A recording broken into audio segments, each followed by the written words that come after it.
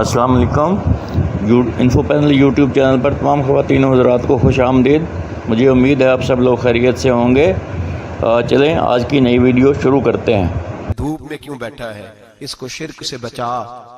شرک اکبر سے بھی بچا، اصغر سے بھی بچا، خفی اور جلی دونوں قسم کے شرک سے بچا۔ دنیا میں تیرا بیٹا دھوپ میں ہو تجھ سے برداشت نہیں ہوتا، بتا اگر تیرا بیٹا جہنم میں گیا تو تجھے کیسے برداشت ہوگا؟ آگ میں جلتا ہوا تجھے، اسے اللہ سے جوڑ دے، اسے رسول اللہ صلی اللہ علیہ وسلم کا غلام بنا دے۔ میرے نبی کریم سید عالم صلی اللہ علیہ وسلم نے فرمایا جب تیرا بیٹا 7 سال کا ہو جائے تو اسے مسجد لے کے جا، 3 سال تک لے کے جا مسجد، 10 سال کا نماز نہ پڑھے تو سزا دے، 3 سال تک خود اپنے ہاتھوں سے ٹریننگ دے، اسے مسجد لے جا، آداب مسجد بتا، اسے نماز سکھا، تو خود لے کر کے جا، بھیجنے کا نہیں کہا۔ فرمایا جب بچہ 7 سال کا ہو جائے تو اسے مسجد، بڑی محنت کرتے ہیں ہم بیٹے کو بنگلہ دینے کے لیے، بینک بیلنس دینے کے لیے، دن رات ایک کر دیتے ہیں، خدا را اسے نمازی بنانے کی بھی محنت کرو۔ حضرت بابا فرید الدین گنج شکر رحمت اللہ تعالی علیہ کی اماں کہتی ہیں جب میرا بیٹا پیدا ہونے والا تھا تو میں رب کی بارگاہ میں دعا کرتی تھی، اللہ اگر تو مجھے بیٹا دے تو اس طرح کا دینا بیٹا میرا ہو پر بندہ تیرا ہو،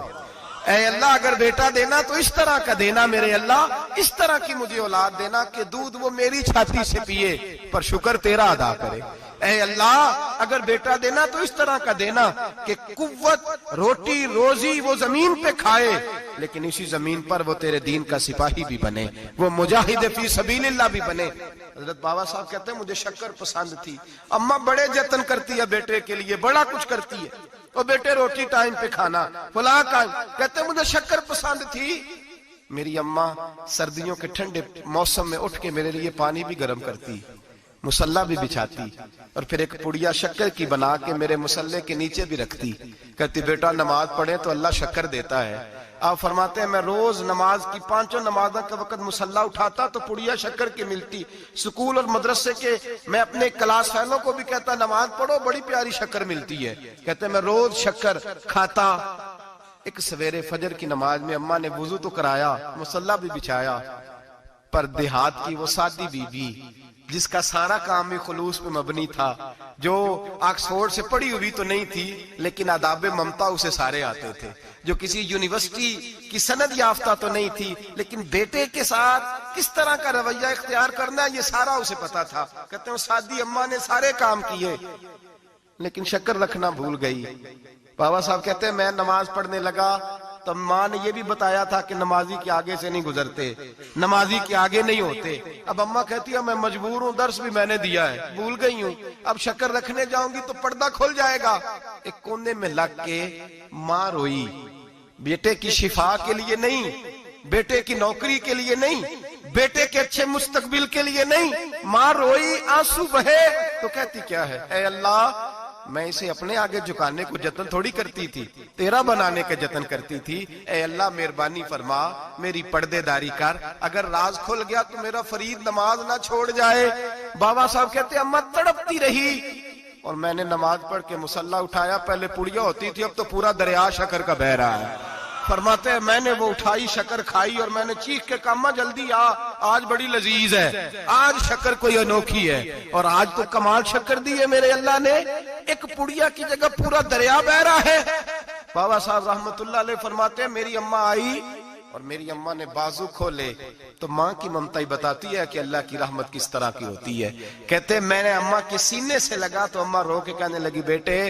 پہلے میں شکر دیتی تھی، آج شکر بنانے والے نے شکر عطا فرمائی ہے۔ ساری زندگی پیشانی سے سجدے کا نور نہیں گیا، ساری زندگی وہ لذت عبادت نہیں گئی، اس لیے کہ استاد نے ڈنڈے سے نمازی نہیں بنایا تھا، اس لیے کہ پیر صاحب نے یہ کہہ کہ نمازی نہیں بنایا تھا کہ نماز پڑھو گے تو روٹی میں برکت ہو جائے گی، اس لیے کہ علامہ صاحب کا وہ واز سن کے ہم نمازی نہیں بنے تھے کہ جس نماز میں بتایا جاتا ہے کہ بیماریاں ختم ہو جائیں گی نماز پڑھنے سے، اماں نے رب سے جوڑنے کے لیے نمازی بنایا تھا۔ ساری زندگی بابا صاحب کہتے رہے اٹھ فریدہ ستیا چاڑو دے مسیح، چل ہن اٹھ فریدہ ستیا چاڑو دے مسیح، او تو ستا ہے رب جاگدا، تیری ڈاڈے نال پرید، ساری زندگی نماز کی ٹریننگ دینا، اپنے بچوں کو اپنے رب سے جوڑنا، اپنے بچوں کو اللہ کے ساتھ ان کا تعلق بنانا، ان کو رب والا بنانا، انہیں رسول پاک کا غلام بنانا، یہ ڈیوٹی ہے ماں باپ کی۔ ایک بہت بڑے محدث ہیں، اتنے بڑے محدث ہیں کہ میرے نبی کریم کی مسجد نبوی میں وہ حدیث کے استاد رہے، حضرت ربیعہ بن عبد الرحمن نبی پاک کی مسجد نبوی میں حدیث کے استاد ہوئے، اور حضرت حسن بصری جو جناب علی کے شاگرد ہیں وہ بھی حضرت ربیعہ کے شاگرد ہوئے، حضرت امام مالک جو 70 سال تک مدینہ اور مکہ میں حدیث پڑھاتے رہے وہ بھی حضرت ربیعہ کے شاگرد ہیں۔ ان کے والد کا نام تھا عبد الرحمن فروغ۔ تاریخ بغداد میں لکھا ہے کہ بنو امیہ کے دور میں تابعین کے زمانے میں جناب عبد الرحمن بن فروغ گھر سے چلے گئے، ایک روایت ہے بچہ چھوٹا تھا، ایک روایت ہے بچہ ابھی ماں کے پیٹ میں تھا، جہاد کرنے چلے گئے۔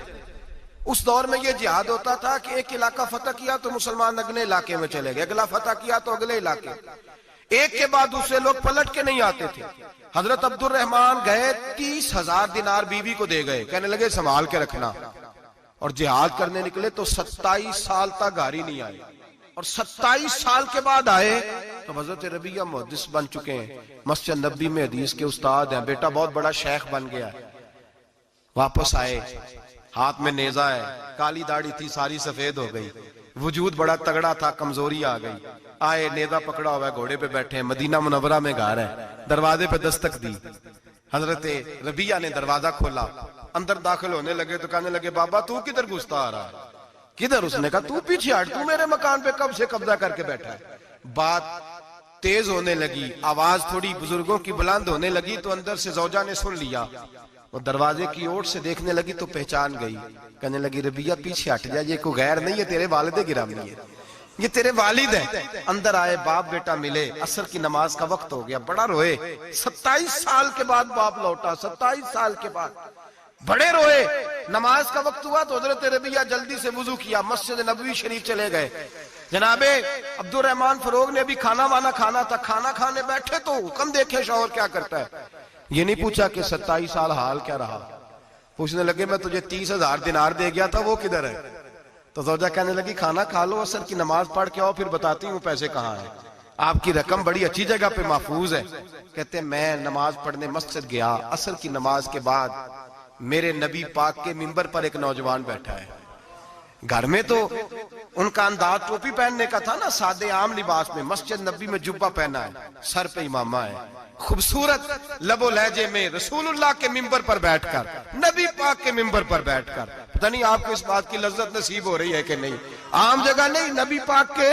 حضور کے منبر پر بیٹھ کر نبی پاک کی حدیثیں سنا رہے ہیں، اتنا بڑا مقدر۔ کہتے حضرت امام مالک جیسے لوگ، خواجہ حسن بصری جیسے لوگ کاغذ قلم لے کے حدیثوں کی سماعت کر رہے ہیں، ان سے درس لے رہے ہیں۔ جناب عبد الرحمن کہتے ہیں میری نظر اٹھی، کچھ بوڑھا ہو گیا تھا، کچھ اس وقت وہ ٹوپی میں سادے لباس میں تھے، پہچان نہ پایا، ایک شخص سے پوچھا یار ہے تو جوان پر اس کے چہرے کی نورانیت میرے دل کو بھا گئی ہے تو جوان پر اس کا حدیثیں بیان کرنے کا انداز میری طبیعت کو گھائل کر گیا، یہ کون ہے جو نبی پاک کی مسجد میں بیٹھ کے حدیثیں بیان کر رہا ہے؟ تو کہتے ہیں امام مالک کہنے لگے بابا جی چپ کر جاؤ، ہمارے استاد کے بارے میں اونچے لب و لہجے میں بات نہ کرنا، دیکھتے نہیں کتنے کتنے لوگ بیٹھے ہوئے خاموشی سے۔ تو میں نے کہا مجھے بھی تو بتا دو نا ہے کون؟ تو کہنے لگے کوئی عبد الرحمن فروغ نام کے بزرگ ہیں، یہ ان کے بیٹے ہیں، ربیعہ نام ہے۔ کہتے ہیں جب لفظ کہے تو میرے آنسو چھلک کے باہر آئے اور میں حضور کی مسجد میں گر گیا اور رونے لگا کہ یہاں اور میرے رسول پاک سید عالم صلی اللہ علیہ وسلم کے منبر پر اور میرا بیٹا۔ کہتے ہیں میں تڑپ کے گھر گیا اور گھر جا کے میں نے اپنی بیوی کو جب دیکھا تو میرے آنسو نکل گئے، میری بیوی سمجھ گئی کہ یہ میرے محدث بیٹے کو دیکھ آیا ہے۔ کہتے ہیں بیوی رو کے کہنے لگی میں نے آپ کے 30,000 دینار آپ کے بیٹے کو مصطفیٰ کریم کی حدیث کا استاد بنانے میں خرچ کر دی،